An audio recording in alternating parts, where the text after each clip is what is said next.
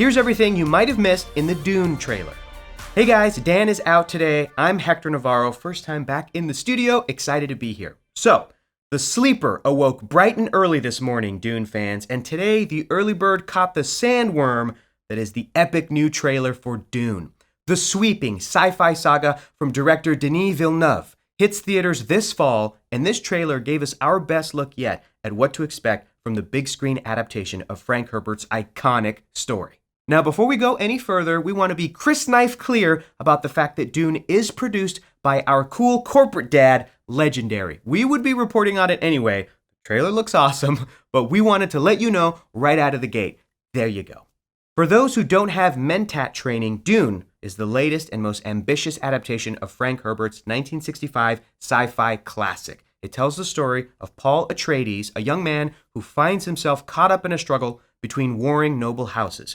They are battling over the fate of the desert planet Arrakis, the titular Dune, and its precious commodity known as the spice melange.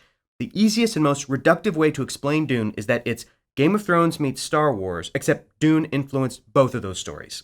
This trailer is more jam-packed than a Gurney Halleck Ballast album. There is tons to love for diehard fans and newcomers alike. If you prefer to read this kind of thing, we've got you covered over on Nerdist.com. With that said, we are going to get a little bit spoilery in this breakdown using knowledge of the books to explain all the hidden details, Easter eggs, and context for the trailer. So, if you don't want to know what happens, speak up now and we'll completely change the video for you. No. Still with us? Fantastic. The trailer begins with 3 ornithopters flying over the deserts of Arrakis. As we'll see, these lightweight transport crafts are used all over the planet, and they bear a striking resemblance to dragonflies when in full flight mode.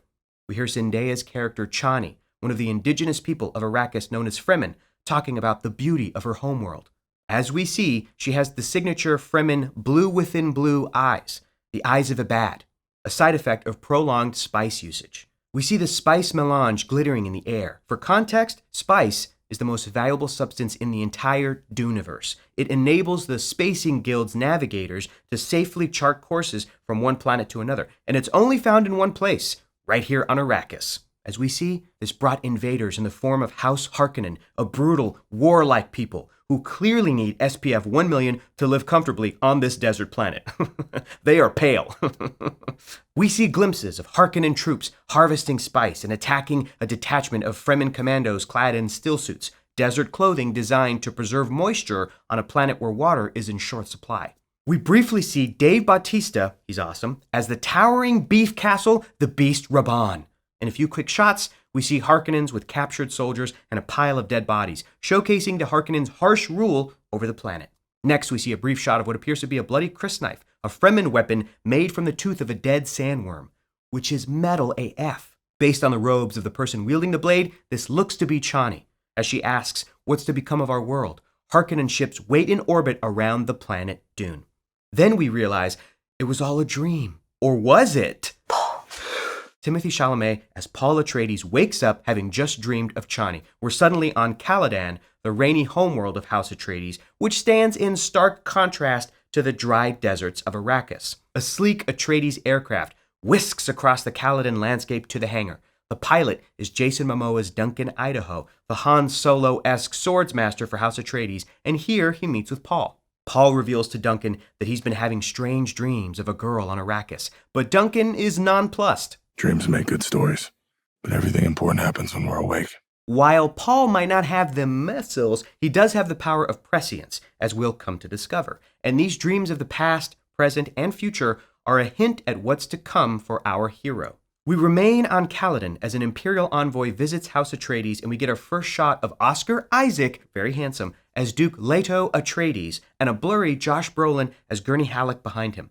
Rebecca Ferguson, as the Lady Jessica, donning her Bene Gesserit robes, stands with Paul beside them. Jessica is part of the Bene Gesserit, an arcane sisterhood that manipulates social, religious, and political events across the galaxy using superhuman abilities and advanced mental and physical conditioning achieved through the use of, you guessed it, spice. We then see Gurney Halleck, the War Master of House Atreides, sparring with Paul.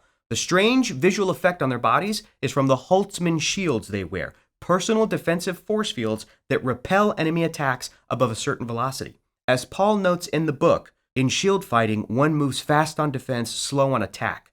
When the shield glows blue, that means the attack was too fast and the shield repels it. In the first trailer, though, we saw a red flash on Paul's chest, indicating Gurney landed a successful hit. Good job, Gurney. Moving on, we see an envoy of the Padishah Emperor commanding House Atreides in their full dress uniforms to take stewardship of Arrakis, and House Atreides dutifully accepts the command. Smile, Gurney. I am smiling. And if you look in the background of the Emperor's envoy, you can see a few white-robed characters with large orange-domed helmets. Could these be Spacing Guild agents or navigators having to constantly breathe spice gas to survive? We think maybe. We get a few more shots of House Atreides where we can see Stephen McKinley Harrison as Thufir Hawat, House Atreides' mentat and master of assassins. House Atreides relocates to Arrakis as we get a montage of characters, both friend and foe, including a brief shot of Stellan Skarsgård's Baron Harkonnen, the head of House Harkonnen and nemesis to House Atreides. As Paul is exposed to Arrakis and the ever-present spice in the air, he hears voices and possibly sees visions of his future. In one of these shots, we get a quick look at Lady Jessica standing in a cave, her face and the wall both covered in Fremen scripture.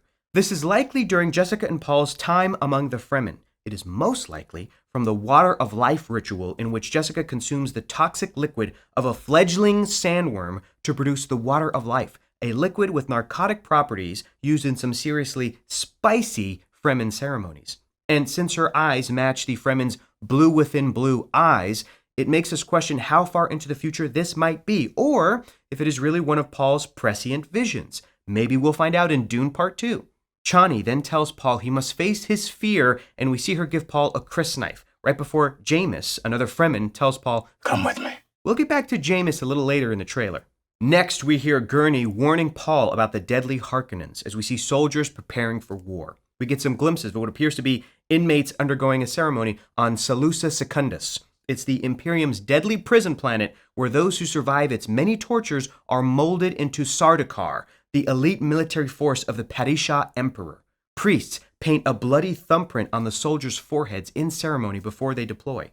There's a chance these could be Harkonnen soldiers on Giedi Prime as well, but honestly, based on what we see in the shot of Baron Harkonnen rising like a nightmarish worm thanks to the aid of mechanical suspensors, this scenery looks entirely too bright. Also, in the shot with the Baron, it seems like we have our first glimpse of David de Smalchin as Piter de Vries, the mentat of House Harkonnen. Mentats are basically human supercomputers, people who train their minds to parse vast amounts of data at astonishing speeds. Piter de Vries, however, is a twisted mentat and is known for his sadistic temperament. While this is happening, we catch glimpses of disaster. After a warning that Duke Leto's son Paul sees too much in his visions, we see a deadly attack on Arrakeen, the city where the Atreides family resides, including what appears to be the infamous destruction of their shield wall from the book. Gurney Halleck looks up to see a Guild Highliner in orbit, spilling out Harkonnen attack ships. This shot alone gives us a fantastic scale of just how vast this movie is. During this sequence, we hear Paul explain that this is an extermination and that Harkonnen forces are picking off his family one by one. We also see the Suk physician Dr. Wellington Yue being escorted by Harkonnen troops, which should raise an eyebrow for all the book readers out there. Amongst all the destruction, we get glimpses of House Atreides, ornithopter battles, Paul piloting his way out of the destruction, Fremen shooting laser guns, and Duncan Idaho absolutely wrecking a Sardaukar soldier. Next, we hear Paul doubting his future as leader of House Atreides as his family leaves Caladan. We then get a sudden sandworm attack on Paul and Jessica as they escape into the desert after the Harkonnen attack. But Duke Leto assures Paul that no matter what the future may hold, the most important thing is that Paul will always be his son. We then enter the trailer's final montage. Paul draws his blade to Jamis' throat in combat. Liet Kynes wields her maker hooks as the sandworm approaches. Atreides and Harkonnen soldiers face off in battle with Holtzman shields in full effect. The Lady Jessica bests Stilgar in combat when she and Paul meet the Fremen. Duke Leto, with a bloody handprint on his shoulder, is taken by surprise as his body shield flashes red. Paul screams, Jessica mourns, and Duncan continues slicing through Sardaukar like butter. My man! Paul stands among the Fremen, and then we get an absolute jaw-dropper finale. We see an image of Paul in full battle armor, his eyes the same blue within blue as the Fremen, and a giant sandworm exploding from the sand behind him. This is a vision of the future that lies before Paul as Muad'Dib, the prophesied leader of the Fremen people, leading his death commandos, the Fedaykin, in an intergalactic crusade against all who stand in his way. This battle and the final shots of Paul with the blue within blue eyes still have us wondering if we'll see these events take place in Dune Part 1 or if they are all part of Paul's prescient visions as he becomes exposed to more and more spice. Either way, it absolutely kicks ass to see it brought to life like this. And that is everything we spotted in Dune's latest trailer. We cannot wait to see how Denis Villeneuve and this powerhouse cast bring the rest of Frank Herbert's sprawling story to life when it hits theaters in Europe on September 15th, in the UK on October 15th, and in the US on October 22nd. In the meantime, though, we'll have plenty of other Dune deep dives waiting for you over on Nerdist.com. But first, tell us, what did you think of the trailer? Did you spot anything that we didn't? And where do you think Dune Part 1 ends? Let us know in the comments below. And for the latest and greatest in the world of pop culture, stay tuned to Nerdist.com.